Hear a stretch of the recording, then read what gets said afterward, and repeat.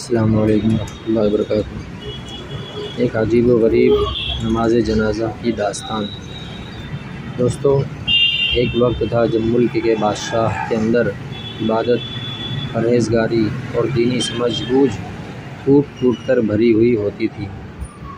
آج کے اس گئے گزرے دور میں بندہ ان واقعات کو سنے تو عقل دنگ رہ جاتی ہے۔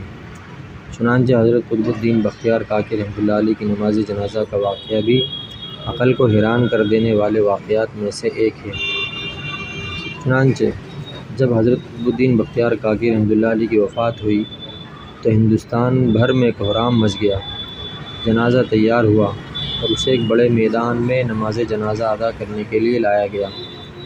مخلوق مور و مگس کی طرح جنازہ پڑھنے کے لیے نکل پڑی تھی۔ انسانوں کا ایک سمندر تھا جو حد نگاہ تک نظر آتا تھا۔ یوں معلوم ہوتا تھا کہ ایک بکھرے ہوئے دریا کی مانند یہ مجمع ہے۔ جب نماز جنازہ پڑھانے کا وقت قریب آیا تو اچانک مجمع میں سے ایک آدمی آگے بڑھا اور مجمع کی طرف رخ کر کے کہنے لگا کہ میں حضرت قطب الدین بختیار کاکی رحمۃ اللہ علیہ کا وصی ہوں۔ مجھے حضرت رحمۃ اللہ علیہ نے ایک وصیت کی تھی، لہذا میں اس مجمع تک حضرت مرحوم کی وہ وصیت پہنچانا چاہتا ہوں۔ مجمع سننے کے لیے خاموش ہو گیا۔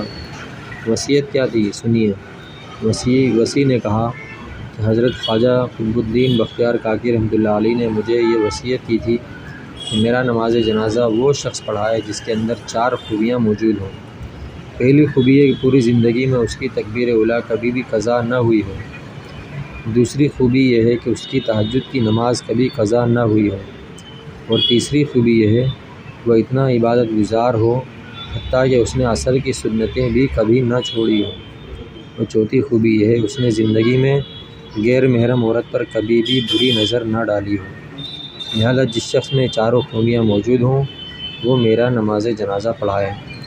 جب حضرت رحمۃ اللہ علیہ کی وصیت مجمع کو سنائی گئی تو مجمع پر سناٹا چھا گیا۔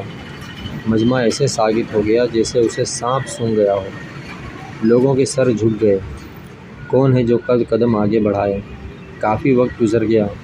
وصیت کا اعلان بار بار کیا جاتا رہا لیکن کوئی بھی شخص نماز جنازہ پڑھانے کے لیے تیار نہ ہوا۔ لوگ آپس میں چین و گوئیاں کرنے لگے کہ حضرت رحمۃ اللہ علیہ کے ان شرائط کے ساتھ کوئی بھی حضرت رحمۃ اللہ علیہ کا جنازہ نہیں پڑھا سکے گا۔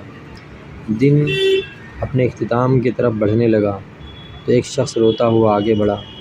حضرت قطب الدین بختیار کاکی رحمۃ اللہ علیہ کے جنازے کے قریب آیا، جنازے سے چادر ہٹائی اور کہا، حضرت آپ خود تو فوت ہو گئے لیکن میرا راز فاش کر گئے۔ اس کے بعد پھر بھرے مجمع کے سامنے اللہ کو حاضر و ناظر جان کر قسم اٹھائی کہ الحمدللہ میرے اندر یہ 4 خوبیاں موجود ہیں۔ لوگوں نے حیرانگی سے دیکھا۔ یہ وقت کے بادشاہ شمس الدین التمش رحمۃ اللہ علیہ تھے۔ غور و فکر کا مقام ہے کہ اگر بادشاہی کرنے والے دینی زندگی گزار سکتے ہیں تو پھر ہم کیا؟ اگر وقت کے بادشاہ یہ کام کر سکتے ہیں تو پھر کیا ہم دکان کرنے والے یا فیکٹری چلانے والے یا دفتر میں جانے والے یا کھیتی باڑی کرنے والے ایسی زندگی کیوں نہیں گزار سکتے؟ اللہ رب العزت ہمیں زندگی بھر نیکی پر قائم رہنے کی توفیق عطا فرمائے۔ آمین یا رب العالمین۔ السلام علیکم۔